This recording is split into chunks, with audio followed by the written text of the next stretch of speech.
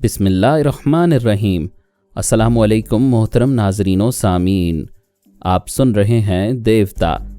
तो आइए बढ़ते हैं कहानी की जानिब। तुम सलमान को उसके 6 वफादारों के दिमागों में पहुंचा दो। 7वां एंटनी मेरे पास है। हम जिस मुल्क में रहते हैं वहां इन लोगों ने तकरीबी कार्रवाइयों की धमकियां दी थीं। आइंदा उनकी नस्लें भी धमकियां देना भूल जाएंगी। मैंने रवानगी से पहले सलमान को गॉडफादर के तमाम वफादारों के पास पहुंचा दिया। जब तैयारे ने वहां से परवाज़ की तो मैं राजा सफदर के ख़ास मातहत के पास पहुंच गया। उसके ज़रिए राजा सफदर के दोनों बेटों के दिमागों में जगह बनाई। फिर उनके ज़रिए पुलिस के एक आला अफसर के दिमाग में पहुंच गया। वो रिसीवर कान से लगाए हेलो हेलो कह रहा था। मैंने ही उसके नंबर डायल कराए थे। दूसरी तरफ से राजा सफदर का दूसरा बेटा राजा अफसर अली कह रहा था, हेलो जनाब, मैं राजा अफसर बोल रहा हूँ। पता नहीं क्यों आपको बेख्तियार फ़ोन किया है। शायद ये आपकी मोहब्बत है। हम पर तो उसी वक्त मोहब्बत आती है जब वारदात करने जाते हो। आप बड़ी जल्दी समझ लेते हैं। वारदात की नोयत क्या है और वो किस इलाके में होगी। देखिए, आपने हमें समझाया था कि हमने फरहाद के बहनोई को कत्ल किया है, इसलिए इतनी जल्दी इस कोठी में दूसरी वारदात ना करें। और मैंने कहा था फरहाद की भांजी मेरे दिल में समा गई है, उसे उठाकर ले जाऊंगा। मैं फिर समझाता हूँ, अभी ऐसी गलती ना करो। मुझे इत्तला मिली है कि तंजीम का एक ख़ास बंदा एंटनी पाउलिया आ रहा है। उसे आने दो और पहले यकीन कर लो कि फरहाद किसी तरह भी यहाँ नहीं आ सकेगा। उसके बाद तुम उस लड़की को, फरहाद का बाप भी यहाँ नहीं आ सकेगा। गॉडफादर ने हुकूमत फ़्रांस को ऐसी धमकी दी है कि उन्हें दिन में तारे नज़र आ गए होंगे। मैं जिसे उठाने जा रहा हूँ वो हर शाम 4 बजे कंप्यूटर का कोर्स मुकम्मल करने लिबर्टी मार्केट जाती है। आज शाम वो घर वापस नहीं जाएगी। आप गुलबर्ग थाने वालों से कह दें आज उधर कोई पुलिस वाला ना जाए। आला अफसर ने वादा किया कि 4 बजे से 1 घंटे तक उधर कोई पुलिस वाला नहीं रहेगा। फिर उसने रिसीवर रख दिया। मैंने लैला के पास जाकर कहा, मेरे पास आओ। वो आ गई।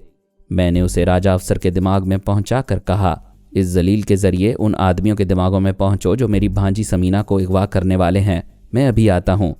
मैंने आला अफसर के पास आकर उसकी सोच में कहा, मेरी भी एक जवान बेटी है, मुझे खुदा से डरना चाहिए।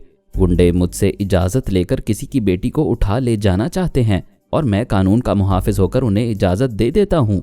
उसकी सोच ने कहा, मैंने अगर राजा अफसर अली को अगवा करने से रोका तो उसका बाप मेरी वर्दी उतरवा देगा। अपनी वर्दी बचाने के लिए किसी की बेटी का सर नंगा कर रहे हो। वो परेशान होकर बोला, आज मेरे अंदर मेरा ज़मीर क्यों बोल रहा है। मैं उसकी सोच में बोला, इसलिए कि मैं एक जवान बेटी का बाप हूँ। तो क्या हुआ, मेरी बेटी आखिर मेरी बेटी है, कोई ऐरी गैरी नहीं है। कोई उसे मैली नज़र से नहीं देख सकता। मैं 25 लाख रुपए का जहेज़ देकर उसे ससुराल भेजने वाला हूँ। उसके चोर ख्यालात ने बताया कि बेटी की शादी पूरी आन और शान के साथ करने के लिए उसने तंजीम के आयरन मैन राजा सफदर से 30 लाख रुपए लिए थे। इतनी रकम के बदले वो राजा सफदर के बड़े बड़े जुराइम से चश्मपोशी करता था। उस रकम के इवज़ मेरी बहन शाहीना बेवा हो गई थी। मैं मालूमात हासिल कर रहा था और बड़े सब्र से गुस्सा बर्दाश्त कर रहा था। मैंने उसके ज़रिए उसकी बेटी शकीला की आवाज़ सुनी। उसके अंदर ये ख्वाहिश पैदा की कि वो शॉपिंग के लिए लिबर्टी मार्केट जाएगी। वो बाप से पूछना चाहती थी। मैंने इजाज़त मांगने का मौका नहीं दिया। वो बेख्तियार बाहर आई, फिर कार में बैठकर ड्राइव करती हुई जाने लगी। मैंने अपनी मर्ज़ी के मुताबिक उसके इरादे को समझा।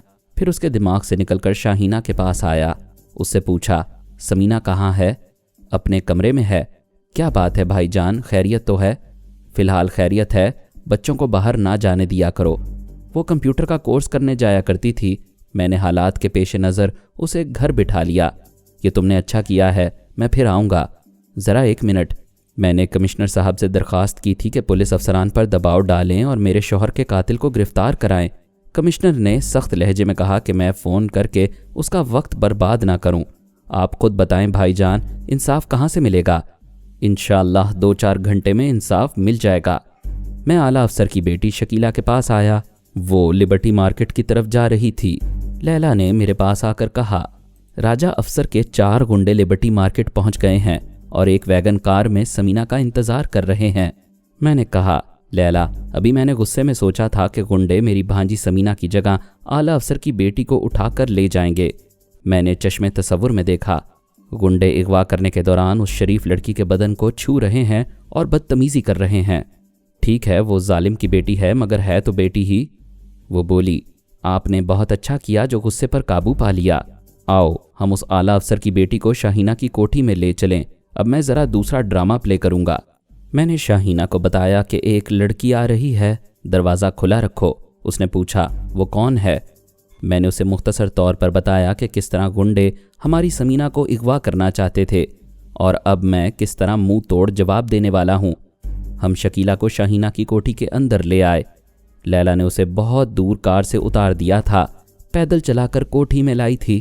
پھر میں نے اس کے دماغ میں کہا، شکیلہ میں ٹیلی پیتھی کے ذریعے تمہارے اندر بول رہا ہوں۔ وہ پریشان ہو کر چاروں طرف دیکھنے لگی۔ شاہینہ نے نفرت سے کہا، تمہارا باپ بہت بڑا افسر ہے اور بہت بڑا دلال ہے، دوسروں کی بیٹیوں کو اغوا کراتا ہے، آج اس کی یہ بیٹی اغوا ہو کر یہاں آ گئی ہے۔ شکیلہ نے بڑے غرور سے کہا، تم سب کی شامت آ گئی ہے، میرے ڈیڈی کو معلوم ہوگا تو تمہارے پورے خاندان کو خاک میں ملا دیں گے۔ وہ ٹیلی فون کی طرف جانے لگی، میں نے اسے جانے دیا۔ وہ ریسیور اٹھا کر نمبر ڈائل کرنے لگی، پھر 1 سے لے کر 0 تک بار بار ڈائل کرتی گئی۔ سوچ رہی تھی کہ وہ ایسا کیوں کر رہی ہے، مگر بے اختیار کرتی چلی جا رہی تھی۔ شاہینہ اور اس کے جوان بچے یہ تماشا دیکھ رہے تھے۔ وہ گھبرا کر بولی، یہ میں کیا کر رہی ہوں؟ میری انگلی میں درد ہونے لگا ہے، پھر بھی میں ڈائل کرتی جا رہی ہوں، یہ میرے ساتھ کیا ہو رہا ہے؟ میں نے کہا، تمہارے ساتھ ٹیلی پیتھی ہو رہی ہے، میں تمہیں حکم دیتا ہوں ابھی باپ سے رابطہ نہ کرو، میں ضرور کروں گی۔ میں نے اس کے دماغ کو ہلکا سا جھٹکا دیا، اس کے حلق سے چیخ نکل گئی، ہاتھ سے ریسیور گر گیا۔ وہ چکرا کر گرنے ہی والی تھی، شاہینہ نے اسے تھام لیا۔ سمینہ بھی اسے سہارا دے کر صوفے پر لے آئی۔ میں نے اسے معمولی سا جھٹکا دیا تھا، اس پر اس کی آدھی جان نکل گئی تھی، آنکھوں کے سامنے اندھیرا چھا گیا تھا۔ وہ سمجھ رہی تھی کہ وہ مر چکی ہے، اسی لیے آنکھوں کی روشنی بجھ گئی ہے، سر کے اندر پھوڑے کی تکلیف محسوس ہو رہی تھی۔ میں نے کہا، خدا فرعون پر بھی ایسا وقت لاتا ہے جب اس کی تمام تر طاقت اور حکمرانی اس کے کسی کام نہیں آتی۔ تمہارا باپ پولیس ڈپارٹمنٹ کا بڑا باپ ہو سکتا ہے، کچھ مجبوروں اور لاچاروں کی تقدیر اس کی مٹھی میں ہو سکتی ہے، لیکن اس کی اپنی تقدیر کاتب تقدیر کے ہاتھ میں ہوتی ہے۔ تم یہاں بے بسی سے ایڑیاں رگڑ کر مر جاؤ گی اور تمہارے با اختیار باپ کو خبر تک نہ ہوگی۔ بولو، ایسی موت منظور ہے؟ وہ خوف سے تھر تھر کانپتے ہوئے بولی، نہیں، میں مرنا نہیں چاہتی، مجھے چھوڑ دو، مجھے جانے دو۔ جو لڑکیاں اغوا کی جاتی ہیں ان کی عزت لوٹ لی جاتی ہے، خدا کا شکر کرو تمہاری عزت محفوظ ہے اور جان سلامت ہے۔ میرے حکم کی تعمیل کرتی رہو گی تو جلد ہی تمہیں آزاد کر دوں گا، جو تم کہو گے وہی کروں گی، نہیں کرو گی تو میں پھر دماغ میں زلزلہ پیدا کروں گا۔ اٹھو اور اپنے باپ کا نمبر ڈائل کرو۔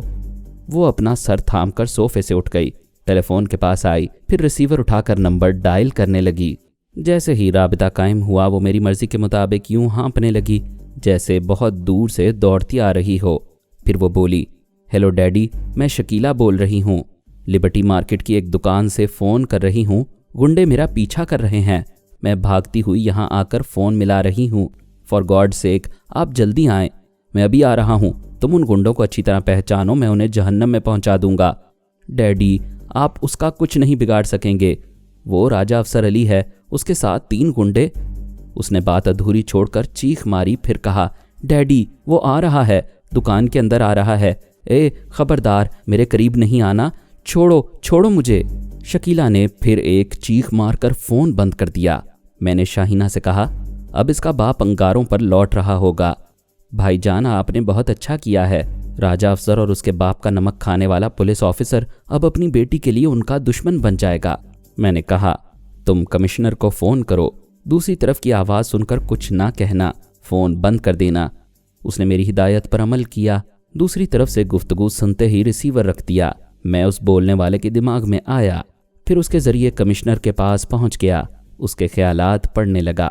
اوپر سے احکامات صادر ہوئے تھے کہ شاہینہ کے شوہر کے مرڈر کیس کو دبا دیا جائے اور جھوٹی تسلیاں دی جائیں کہ قاتل گرفتار کرنے کی پوری کوشش کی جا رہی ہے۔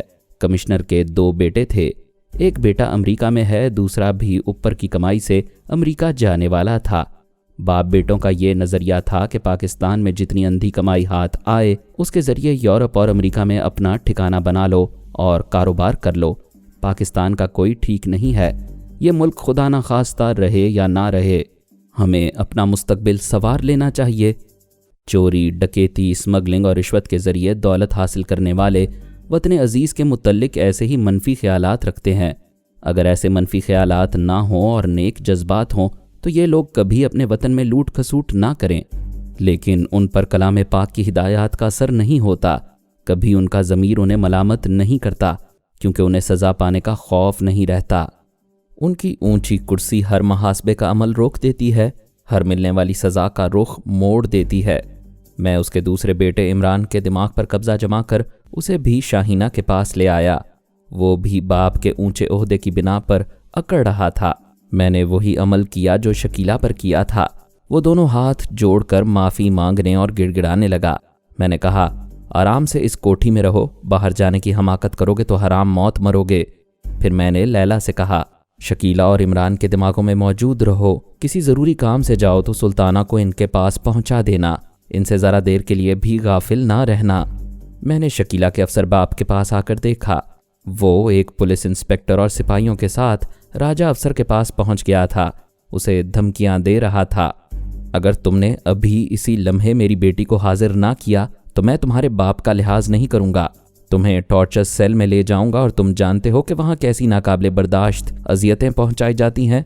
वो कस्में खा रहा था कि उसने शकीला को अगवा नहीं किया है, लेकिन कस्में नाकाबिले एतबार थीं, क्योंकि शकीला ने फ़ोन पर बाप से कहा था कि राजा अफसर गुंडों के साथ उसे पकड़ने आ रहा है। राजा अफसर ने बाप से राबिता किया। बाप के खास मातहत ने कहा, ऑफिसर, आपको गलती हुई है, या कोई दुश्मन हमारे खिलाफ ऐसी चालें चलकर हमें आपस में दुश्मन बना रहा है। अफसर ने गंदी गालियां देते हुए कहा, सुअर के बच्चे, मैं तुमसे नहीं राजा सफदर से बात करना चाहता हूँ। आप माई बाप हैं, गालियां दे सकते हैं, लेकिन राजा साहब किसी से बात नहीं करेंगे। जब तक फरहाद का खतरा मंडलाता रहेगा वो रूपोश रहेंगे। मैं राजा साहब की तरफ से कह रहा हूँ, अगर आपने किसी सबूत के बगैर छोटे राजा साहब को गिरफ्तार किया या कोई तकलीफ पहुंचाई तो ज़रा ठंडे दिमाग से सोच लें। आज तक किसी दौरे हुकूमत में किसी भी कानून के मुहाफिज ने राजा साहब के एक मामूली मुलाजिम को भी हथकड़ी नहीं पहनाई। आपने कोई नादानी की तो आगे कुछ कहा नहीं जाएगा, करके दिखाया जाएगा। आला ऑफिसर ने रिसीवर को क्रेडल पर पटख दिया। जख्मी दरिंदे की तरह गहरी गहरी सांसें लेकर सोचने लगा। तंजीम के साए में ये बाप बेटे अजदहे की तरह हमसे लिपटे हुए हैं। मुझे ऊपर से उनकी गिरफ्तारी का वारंट हासिल करना होगा। वो फिर रिसीवर उठाकर नंबर डायल करने लगा। मैंने कमिश्नर के पास आकर मालूम किया कि उसे किस आला ओहदेदार ने मेरे बहनोई के मर्डर केस को दबाने का हुक्म दिया था। पता चला वो सूबे का एक सेक्रेटरी है। मैं कमिश्नर के ज़रिए सूबाई सेक्रेटरी के दिमाग में पहुंच गया। वो अपने ड्राइंग रूम में था। उसके सामने एक सोफे पर सूबाई सिंध का एक सेक्रेटरी बैठा हुआ था, यानी 2 सूबों के 2 सेक्रेटरीज एक जगह थे। मुल्की सियासत पर तबादला ख्याल कर रहे थे। मुझे सियासत से बिल्कुल दिलचस्पी नहीं थी। मैंने एक की ज़ुबान से सवाल किया, हम जुराइम पेशा अफराद को छूट क्यों देते हैं जबकि हम बहुत बाइख्तियार हैं? दूसरे ने कहा, ये गलत और ज़बरदस्त किस्म के लोग हमारे खिलाफ उठने वाली आवाज़ों को कुचल देते हैं, हमारे इक़्तिदार की उम्र बढ़ाते रहते हैं। एक सूबाई सेक्रेटरी ने कहा, अगर ये गलत अनासिर कभी हमारे खिलाफ हो जाएं तो? कैसी बातें करते हो? इन गलत लोगों को हमसे बड़े बड़े फ़ायदे पहुंचते हैं, इसीलिए हम पर बुरा वक्त आए तो ये हमारी हिमायत में मुल्क गिर तहरीक चलाते हैं, हमारे इक़्तिदार की हिफाजत करते हैं। मैंने एक की ज़ुबान से कहा, लेकिन कभी ऐसा भी बुरा वक्त आता है जब गुंडे, स्मगलर और मुल्क दुश्मन तंजीमें भी हमारी हिफाजत नहीं करती और हमारा साथ छोड़ देती हैं। ऐसा बुरा वक्त कभी नहीं आएगा, आ चुका है। देखो, तुम अभी इबरतनाक अंजाम की तरफ जा रहे हो। दूसरा उठकर खड़ा हो गया, तेज़ी से चलता हुआ अपने कमरे में गया। एक अलमारी से भरा हुआ रिवॉल्वर निकालकर जेब में रखा। बीवी ने पूछा, ये रिवॉल्वर लेकर कहाँ जा रहे हैं? वो डांट कर बोला, मैंने 1000 बार कहा है बाहर के मामलात ना पूछा करो, हट जाओ मेरे सामने से। वो उसे एक तरफ धक्का देकर ड्राइंग रूम से गुजर कर जाने लगा। दूसरे सेक्रेटरी ने पूछा, क्या बात है, तुम मुझे छोड़कर कहाँ जा रहे हो? उसने जवाब नहीं दिया। बाहर कार में आकर बैठ गया। मैंने उसे भी शाहीना के पास पहुंचा दिया। सुल्ताना और सलमान को भी बुला लिया क्योंकि वहां 3 कैदी हो गए थे और तीनों को टेलीपैथी के शिकंजे में रखना ज़रूरी था। शकीला का अफसर बाप राजा अफसर की शिकायत करने कमिश्नर के पास आया था। उससे कह रहा था, میری जवान बेटी को कुछ हो गया तो मैं किसी को मुंह दिखाने के काबिल नहीं रहूँगा। प्लीज़ आप कुछ करें, कमिश्नर ने कहा। ये बाप बेटे अब हमारी इज्जतों पर हाथ डालने लगे हैं, लेकिन मैं मजबूर हूँ। बड़े लोगों के हुक्म के बगैर हम इनके खिलाफ कुछ नहीं कर सकेंगे। एक मुलाजिम उनके सामने चाय लेकर आया। मैंने कमिश्नर को उसे मुखातिब करने पर माइल किया, फिर मुलाजिम की आवाज़ सुनकर उसके अंदर आकर बोला, ज़मीर फरोश ओहदेदारों की मौत आ गई है। मैं फरहाद अली तैमूर तुम दोनों से मुखातिब हूँ। कमिश्नर ने गुर्रा कर कहा, क्या बकते हो, दिमाग चल गया है, गेट आउट। दिमाग तो तुम लोगों का चलने वाला है। मुझे मुलाजिम समझकर बाहर निकालोगे तो मैं तुम्हारे दिमागों के अंदर आ जाऊंगा। वो दोनों परेशान होकर मुलाजिम को देखने लगे। मैंने शकीला के बाप से कहा, तुम्हारी बेटी को मैंने अगवा किया है। राजा अफसर के साथ इसलिए उलझाया कि तुमने मेरी भांजी को अगवा करने की इजाज़त दी थी। मैंने सोचा था तुम्हारे मुंह पर जूता पड़ेगा और आइंदा तुम कानून की वर्दी पहनकर गैर कानूनी हरकत नहीं करोगे।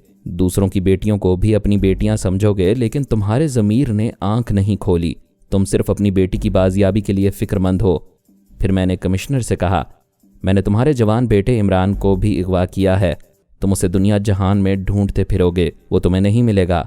जो मेरे शिकंजे में आ जाता है उसे सिर्फ शराफत से ही वापस हासिल किया जा सकता है, वरना उसे मौत ले जाती है। वो दोनों घबरा कर खड़े हो गए थे। एक अपने बेटे को और दूसरा अपनी बेटी को पूछ रहा था। मैंने कहा, सिर्फ इतना ही नहीं, मैंने सेक्रेटरी को भी गायब कर दिया है। वो दोनों यूं सहम गए जैसे उन्हें भी गायब करने आया हूँ। मैंने कहा, तुम दोनों को इसलिए आज़ाद छोड़ दिया है कि अपने बेटे और बेटी का मातम करोगे और उनके साथ सेक्रेटरी को भी रिहाई दिलाने के लिए अपने तमाम ज़राए इस्तेमाल करोगे। क्या तुम इस मुल्क में पहुँच गए हो? मैं दुनिया के हर मुल्क में पासपोर्ट के बगैर ख्याल ख्वानी के ज़रिए पहुँच जाता हूँ। अपने मतलब की बात करो। बेटे और बेटी को वापस चाहते हो? हाँ फरहाद भाई, तुम्हारी बड़ी मेहरबानी होगी। तुम मुझ पर मेहरबानी करो, मैं तुम पर करूँगा। गुंडों के साथ भी तुम्हारी इसी तरह सौदेबाजी होती है क्या? जी हाँ, तुम हमसे जो फ़ायदा चाहो हासिल कर लो, हमारे बच्चों को रिहा कर दो। एक बात याद रखो, तुम्हारे बच्चे सिर्फ 4 घंटे तक जिंदा रहेंगे। अगर तुम लोगों ने मेरे अहकामात की तामील ना की तो तुम्हें उनकी लाशें मिलेंगी। ऐसा ना कहो, अपना मुतालबा पेश करो। बिल्कुल जायज़ मुतालबा है। 4 घंटे के अंदर मेरे बहनोई के कातिल को गिरफ्तार करो। ये इतनी जल्दी मुमकिन नहीं है। इतनी जल्दी तुम्हारे बच्चों की तो मौत मुमकिन है। प्लीज़ हमारी मजबूरी समझो। तुम्हारी मजबूरी ही समझकर मैंने सेक्रेटरी साहब को भी कैदी बनाया है। तुम दोनों उसी के अहकामात की तामील करते थे। अब उसे रिहाई दिलाने के बहाने तुम उससे भी बड़े ओहदेदारों तक पहुंच सकते हो। कातिल को गिरफ्तार करना कितना आसान है, ये तुम्हारे बच्चों की मुतवक्के मौत समझाएगी। ठीक है, हम कातिल को गिरफ्तार करने की हर मुमकिन कोशिश करेंगे। तुम 4 घंटे की मोहलत बढ़ा दो। 1 सेकंड की मोहलत नहीं मिलेगी। इस वक्त तुम्हारी घड़ी पर 6 बज रहे हैं। कातिल गिरफ्तार ना हुआ तो ठीक 10 बजे तुम दोनों को अपने प्यारों की लाशें मिलेंगी। खून का बदला खून होगा। कातिल का खून बहेगा या कातिल को छुपाने वालों का। उनमें से एक फ़ोन की तरफ गया। रिसीवर उठाकर नंबर डायल करने वाला था। मैंने कहा, मेरी एक बात याद रखो, मेरी बहन की कोठी के अहाते में कोई गुंडा या कोई पुलिस वाला कदम नहीं रखेगा। अपने ऑफिसर्स और सिपाहियों से कहो वो कोठी के सामने हेडलाइट्स वगैरह के साथ पहुंच जाएं। कानून के बड़े बड़े मुहावजों से कहो कि अगर वो सेक्रेटरी की सलामती चाहते हैं तो मेरी बहन के दरवाजे पर हाजिर हो जाएं। वो दोनों फ़ोन के पास बैठे थे और मुतल्लिका ओहदेदारों से जल्दी जल्दी राबिता करने लगे। मैंने लैला, सुल्ताना और सलमान के पास आकर कहा, खेल शुरू हो चुका है। तुम तीनों उन 3 यरगमालियों के अंदर अलर्ट रहो। अभी बड़े बड़े तरम खान कोठी के बाहर आने वाले हैं। किसी को इहाते के अंदर आने की इजाज़त ना देना। मैं तुम्हारे पास आता जाता रहूँगा। मैं दिमागी तौर पर तैयारे में हाजिर हो गया। स्पीकर के ज़रिए कहा जा रहा था कि हम हिफाजती बेल्ट्स बांध लें। हमारा तैयारा कराची एयरपोर्ट पर उतरने वाला है। मैं कराची से 1.5 या 2 घंटे में लाहौर पहुंचने वाला था। वहां पहुंचने के बाद दुश्मनों के पास सिर्फ 2 घंटे की मोहलत रह जाती। मेरे दिए हुए 4 घंटे ख़त्म हो जाते। फिर 5वें घंटे के पहले मिनट में कातिल राजा सफदर अली गिरफ्तार होता। ऐसा ना होने पर मैं अपनी बहन के दरवाजे पर एक ऐसी अदालत कायम करने वाला था जिसमें बड़े ओहदेदारों को सज़ा पाते देखकर आइंदा हर भाई अपनी बहन के दरवाजे पर हया परवर अदालत कायम करने का हौसला पैदा कर लेगा।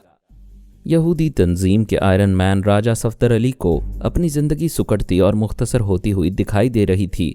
उसने सोचा भी नहीं था कि टेलीपैथी कितनी बुरी बला होती है। فرحاد پاکستان میں قدم نہیں رکھے گا پھر بھی موت اس کے لیے اور اس کے گنڈے بیٹوں کے لیے لازمی ہو جائے گی۔ اس نے ایک معمولی سی بات پر میرے بہنوئی کو قتل کیا تھا۔ بات یہ تھی کہ وہ میرے بہنوئی کی فیکٹری خریدنا چاہتا تھا، اس فیکٹری کی آڑ میں غلط دھندے کرنا چاہتا تھا۔ میرے بہنوئی نے اسے فروخت کرنے سے انکار کر دیا تھا، اسے پارٹنر بنانے سے بھی انکار کر دیا تھا۔ تب راجہ صفدر علی نے کہا، میں پہلے شرافت سے کام نکالتا ہوں، کام نہ نکلے تو اگلے کا کام تمام کر دیتا ہوں۔ میں تمہیں قتل کروں گا تو تمہارے بعد تمہاری بیوی اور جوان بیٹے دہشت زدہ رہیں گے۔ باپ کا انجام دیکھنے کے بعد بیٹے یہ فیکٹری میرے حوالے کر دیں گے۔ یہ کہہ کر اس نے بیچارے کو قتل کر دیا۔ میری بہن اور بیٹوں سے کہا، جاؤ میرے خلاف رپورٹ لکھوانے کے لیے پولیس والوں کے پاس دھکے کھاتے رہو۔ جب داد فریاد سننے والا کوئی نہ ہو تو سمجھ لینا جوان بیٹے بھی اسی طرح قتل کیے جائیں گے۔ سلامتی اسی میں ہے کہ گزارے لائق رقم لے کر وہ فیکٹری میرے نام لکھ دو۔ اس قتل کے بعد چند بڑے عہدیداروں نے راجہ صفدر سے کہا، یہ تم نے کیا کیا؟ تم نے مصیبت مول لی ہے۔ کیا تم یہ نہیں جانتے کہ وہ فرحاد کا بہنوئی تھا؟ راجہ صفدر نے حقارت سے پوچھا، کون فرحاد؟ تعجب ہے، تم ٹیلی پیتھی جاننے والے فرحاد علی تیمور کو نہیں جانتے؟ ہاں، ٹیلی پیتھی جاننے والے فرحاد کے متعلق سنا ہے، اس کا پورا خاندان پیرس میں آباد ہے، لیکن یہ مقتول اس کا بہنوئی کیسے تھا؟ کیا اس کی بیوی فرحاد کی سگی بہن ہے؟ ہم پوری تفصیل نہیں جانتے، تھوڑی بہت معلومات کے مطابق کہہ رہے ہیں فرحاد برسوں پہلے اسی کوٹھی میں اپنی بہن بہنوئی سے ملاقات کرنے آیا تھا، اس کے بعد پھر اس نے پاکستان کا رخ نہیں کیا۔ راجہ صفدر نے کہا، اب بھی رخ نہیں کرے گا، اگر ایسی حماقت کرے گا تو اسے بھی پتہ چلے گا کہ میں ایک خطرناک تنظیم کا آئرن مین ہوں۔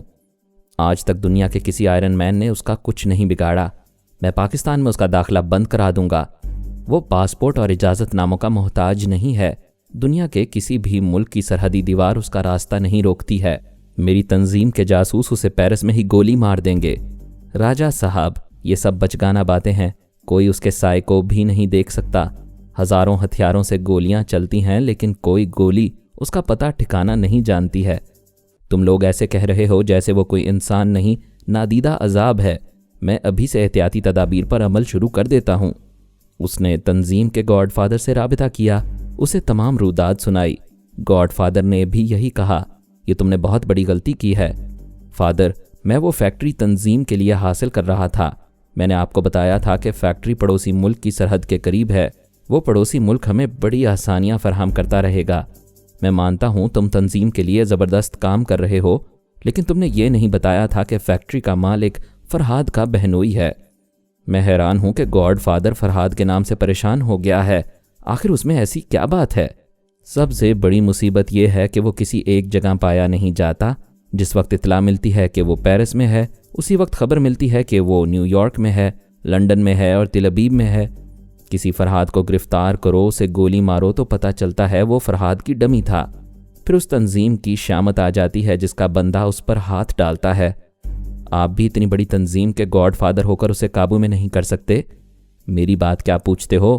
سپر پاور کہلانے والے حکمران بھی آج تک اسے قابو میں نہ کر سکے۔ ہم نے جان بوجھ کر اس سے ٹکرانے کی نادانی نہیں کی، ہمیشہ یہی کوشش رہی کہ اس سے کترا کر اپنا کام کرتے رہیں، مگر تم نے مشکل میں ڈال دیا ہے۔ اب مجھے فرحاد کے خلاف نیا محاذ کھولنا پڑے گا۔ اس سے کترانا میری مصلحت تھی، اس سے ٹکرانا میری تنظیم کی شان ہوگی۔ فرحاد کو یہ بتانا چاہیے کہ ہم کیسی بے انتہا اور بے پناہ قوتوں اور وسیع ذرائع کے مالک ہیں۔ واہ گاڈ فادر، تم نے دل خوش کر دیا۔ تم اس فیکٹری کو حاصل کرنے کی کوشش کرو، میں فرحاد کو پاکستان میں قدم رکھنے نہیں دوں گا۔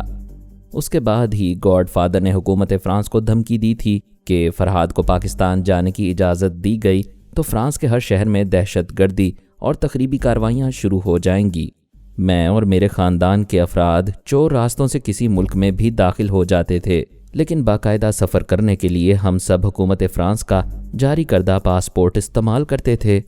فرانس کے حکام نے کہہ دیا کہ فرحاد اور اس کے خاندان والے یہاں سے جاری کردہ پاسپورٹ پر نہیں جائیں گے۔ راجہ صفدر علی نے پاکستان میں بھی اعلیٰ عہدیداروں کو وارننگ دی تھی کہ فرحاد اگر یہاں قدم رکھے گا تو یہاں کے بڑے بڑے شہروں میں دہشت گردی اور تخریبی کارروائیاں شروع کرا دے گا۔ یہ کتنے افسوس کا مقام تھا کہ میرے وطن میں انصاف کا حصول ناممکن ہے۔ شاہینہ میری بہن نہ ہوتی، آپ کی اور آپ سب کی بہن ہوتی تو آپ کیا کرتے؟ تھانے اور عدالت کی دیواروں سے سر ٹکراتے، اعلیٰ عہدیداروں کو عرضیاں بھیجتے رہتے، بڑے بڑے ذمہ داران افسران کے اخباری بیانات تسلیاں دیتے رہتے کہ قاتل کو جلد از جلد گرفتار کیا جائے گا، یعنی قانون آپ کی تسلیوں کے لیے بھی ہو اور مجرموں کی حوصلہ افزائی کے لیے بھی، تو آپ کیا کر لیں گے؟ صبر کریں گے۔ پوری قوم صبر کر رہی ہے اور کسی معجزے کا انتظار کر رہی ہے، لیکن وہ انتظار نہیں کرتے جو طاقت کے جواب میں اپنی طاقت استعمال کرنا جانتے ہیں۔ خدا کا شکر ہے کہ میرے پاس فرعون سے ٹکرانے کی طاقت ہے، ٹیلی پیتھی کی طاقت ہے۔ ٹیلی پیتھی کی یہ طاقت سب کے پاس نہیں ہو سکتی، لیکن ایمان اور یقین محکم کی طاقت سب کے پاس ہو سکتی ہے۔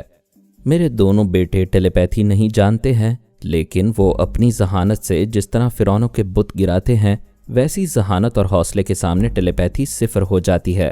یہاں کے رشوت خور اور مجرموں کی پرورش کرنے والے عہدیداران اور افسران کیا چیز ہیں؟ انہوں نے ٹیلی پیتھی کے بغیر سپر طاقتوں کی نیندیں اڑا دی ہیں اور انہیں توبہ کرنے پر مجبور کر دیا ہے۔ جب کبھی وہ دونوں پاکستان آئیں گے تو میں ان کے حوصلوں کے سامنے اپنی ٹیلی پیتھی کے ساتھ واپس چلا جاؤں گا اور اس دعا کے ساتھ جاؤں گا کہ میری قوم کا ہر فرد فرہاد، پارس اور علی تیمور بن جائے۔ شاہینہ کی کوٹھی کے سامنے پولیس کی گاڑیاں دور تک کھڑی ہوئی تھیں۔ گاڑیوں کی چھتوں پر بڑی بڑی سرچ لائٹیں روشن تھیں۔ کوٹھی کے آس پاس دور تک کا علاقہ روشنی میں نہا گیا تھا۔ بڑے بڑے ذمہ دار افسران وغیرہ وہاں آ گئے تھے۔ میں نے کمشنر اور پولیس کے اعلیٰ افسر کے ذریعے وارننگ دی تھی کہ سیکریٹری صاحب کی سلامتی منظور ہے تو تمام بڑے عہدیداران میری بہن کے دروازے پر پہنچ جائیں۔ ویسے یہ بات ابھی تک کسی کو معلوم نہیں تھی کہ پولیس افسر کی بیٹی شکیلہ، کمشنر کا بیٹا عمران اور صوبائی سیکریٹری میری بہن کے گھر میں ہی قیدی بنا کر رکھے گئے ہیں۔ ان تینوں قیدیوں کے دماغوں پر لیلا، سلطانہ اور سلمان قبضہ جمائے ہوئے تھے۔ سلمان نے میری ہدایت کے مطابق لاؤڈ سپیکر کے ذریعے کہا، اٹینشن پلیز، میں فرہاد علی تیمور بول رہا ہوں۔ کوٹھی کے احاطے کے باہر گہری خاموشی چھا گئی۔ سب لوگ کوٹھی کی طرف دیکھ رہے تھے۔ سلمان نے کہا، یہاں جتنے پولیس افسران اور دوسرے اعلیٰ عہدیداران ہیں، یہ سب جانتے ہیں کہ میرے بہنوئی کو قتل کیا گیا ہے اور یہ سب جانتے ہیں کہ قاتل کون ہے۔ میری اس بات سے سب انکار کریں گے اور قاتل کو چھپانے کی کوشش کرتے رہیں گے، لیکن مجھے کسی کے انکار کی پرواہ نہیں ہے۔ ذرا توقف کے بعد دوبارہ کہا، میں نے تم لوگوں کو انصاف مانگنے کے لیے نہیں بلایا۔ جب اس ملک میں انصاف ہوگا تو انصاف ضرور مانگوں گا۔ ابھی تو میں نے مطالبہ کیا ہے کہ 4 گھنٹوں کے اندر میرے بہنوئی کے قاتل کو گرفتار کیا جائے۔ اس مہلت کے 2 گھنٹے گزر چکے ہیں اور اب صرف 2 گھنٹے باقی رہ گئے ہیں۔ لیلا نے پولیس افسر کی بیٹی پر قبضہ کر رکھا تھا، وہ اسے چھت کی بلندی پر لے آئی۔ سلطانہ کمشنر کے بیٹے کو چھت کے سرے پر لائی۔ سب لوگ گردنیں اٹھائے انہیں دیکھ رہے تھے۔ افسر نے کہا، بیٹی تم خیریت سے تو ہو؟ کمشنر نے کہا، عمران بیٹے فکر نہ کرو، میں آ گیا ہوں۔ عمران نے ریوالور نکال کر اپنی کنپٹی سے لگاتے ہوئے کہا، فکر تو آپ کریں گے، آپ کا اونچا عہدہ اور روب اور دبدبہ بھی مجھے زندگی نہیں دے سکے گا۔ وہ پریشان ہو کے بولا، بیٹے یہ کیا کر رہے ہو؟ ریوالور پھینک دو۔ سوری، میرا دماغ میرے قابو میں نہیں ہے، ٹیلی پیتھی جاننے والے کے قبضے میں ہے، یہ جب چاہے میری انگلی ٹریگر پر دبا دے گا اور میں اسے روک نہیں سکوں گا۔ پولیس افسر کی بیٹی شکیلہ نے بھی اپنی کنپٹی سے ریوالور لگاتے ہوئے بولا، تمہاری پوری پولیس فورس، تمہارا اقتدار، تمہاری فرعونی طاقت بھی ہمیں نہیں بچا سکے گی۔ جو بھی دھوکہ دے کر اندر آنے کی حماقت کرے گا اسے ہماری لاش ملے گی۔ پھر سلمان نے صوبائی سیکریٹری کے ذریعے سپیکر سے کہا، دیکھو اور سمجھو، یہ ٹیلی پیتھی ہے۔ ابھی یہ بلا تمہارے بچوں کے سروں پر ناچ رہی ہے، اس کے بعد تمہارے پورے خاندان والوں کے سروں میں پہنچے گی۔ موت کو اور خیال خوانی کے عذاب کو نہ کوئی روک سکا ہے اور نہ کوئی روک سکے گا۔ سب نے چونک کر دیکھا۔ صوبائی سیکریٹری بھی ایک ریوالور ہاتھ میں لیے چھت کے سرے پر آ گیا تھا۔ اس کے دوسرے ہاتھ میں ایک مائک تھا۔ وہ مائک کو منہ کے قریب لا کر بولا، تم سب دیکھ رہے ہو، ہم تینوں کے ہاتھوں میں اپنی اپنی موت ہے۔ شکیلہ نے اسے مائک لے کر کہا، میرے افسر باپ نے راجہ افسر علی کو آج شام اجازت دی تھی کہ وہ فرہاد علی تیمور کی بھانجی کو اغوا کر سکتا ہے۔ اغوا کی واردات کے وقت اس علاقے میں پولیس نہیں رہے گی۔ یہ ہے ہماری پولیس، معصوم شہریوں کو تحفظ کا یقین دلا کر مجرموں کو واردات کرنے کی سہولیات فراہم کرتی ہے۔ شکیلہ کے افسر باپ نے کہا، بیٹی तुम सरासर गलत कह रही हो। तुम्हारा बाप एक फर्ज शनास ऑफिसर है, मुझे खामखा बदनाम ना करो। कोठी के सामने सिर्फ पुलिस की गाड़ियां नहीं थीं, बेशुमार लोगों की भीड़ भी बढ़ती जा रही थी। उनमें राजा अफसर अली भी छुपकर तमाशा देखने आया था। मैंने उस पर कब्जा जमाया तो वो भीड़ को चीरता हुआ चिल्लाता पुलिस वालों की तरफ आते हुए बोला, मैं राजा अफसर अली हूँ। ए दुनिया वालों, मैं सबके सामने एतराफ़ जुर्म करता हूँ, मेरे जुराइम में ये पुलिस ऑफिसर हमेशा शरीक रहा है। मेरे बाप राजा सफदर अली ने इस अफसर को बेटी की शादी के लिए 30 लाख रुपए दिए थे। तब से ये अफसर वर्दी पहनकर जुर्म करता आ रहा है और आज शाम इसी के ताउन से मैंने फरहाद की भांजी को अगवा करना चाहा था। वो अगवा ना हो सकी, खुद उसकी अपनी बेटी अगवा होकर यहां पहुंच गई है। डॉक्टर मोहम्मद उनीब सलीमी के साथ मज़ीद अक़सात सुनने के लिए हमारे चैनल का सब्सक्राइबर बनें और साथ ही बेल आइकन को क्लिक करें ताकि आपको हर आने वाली नई वीडियो के मुतालिक नोटिफिकेशंस मिलती रहें। हमारी वीडियोस को लाइक और शेयर करें और हमें अपनी दुआओं में याद रखिएगा। ISI और पाक आर्मी जिंदाबाद, पाकिस्तान पाइंदाबाद। हम फिर मिलेंगे इंशाअल्लाह एक नई किस्त के साथ। तब तक के लिए अल्लाह हाफिज़।